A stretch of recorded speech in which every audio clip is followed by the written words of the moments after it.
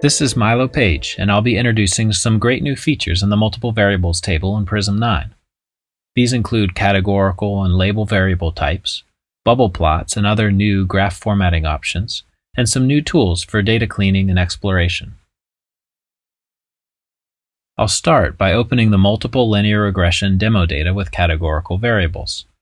This uses the multiple variable data table. Columns are variables, and rows are observations. You can now enter over 1,000 columns of data if needed. Notice the new gray bar that specifies data type. Each column of data is identified as categorical, continuous, or label. Categorical data is data that has specific levels and is often text, such as male and female, or car, bicycle, and truck. Continuous data are your standard numeric data.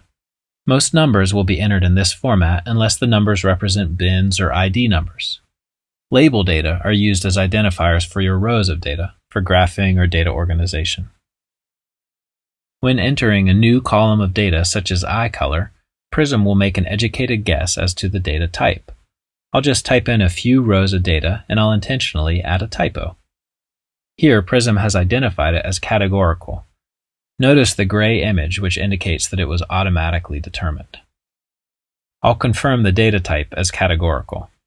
You can select the variable type for each column one by one, or you can click View All Variables, where you can easily edit the types for each column in one menu. If I select the new eye color column, it's now easy to see the typo. I can easily correct that here. I could also use this feature to recode a variable from, say, M to male.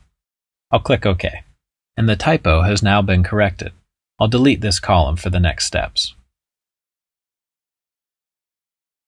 Categorical variables are useful for statistical modeling, including multiple linear or logistic regression and PCA. For example, if I click the button to run a multiple linear regression, there's a new tab called Reference Level. With this, I can select which level of the categorical variable to use as the reference. I'll leave it as the default. Prism has done indicator coding behind the scenes, so assuming all the other covariates in the model stay the same, there's a slight decrease in hemoglobin for males. Another useful feature of categorical variables is with graphs. To demonstrate, I'll create a new graph. We now have bubble plots available in Prism. I'll select sex as the color and age as the bubble size. These graphics on multiple variables tables are very flexible. If I still want to make some adjustments, I can click on the Format Graph icon from the menu. Here are a variety of settings to adjust. You can easily change the variables that are used for plotting the X and Y axes, the symbol color, and the symbol size. Additionally, there are options for customizing the legend and labeling the points on the plot with ID numbers or names. I think sizing by age makes the plot look busy in this case, so I'll remove that.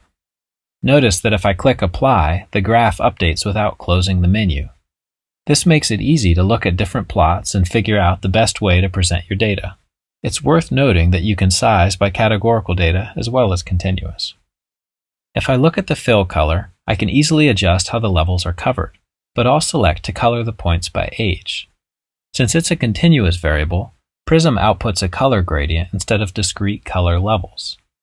There are several easy-to-use customization options with the gradient as well. I'm happy with what I've selected so far, so I'll click OK.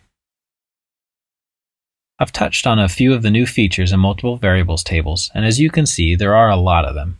We hope these help simplify the process of data entry, cleaning, modeling, and graphing.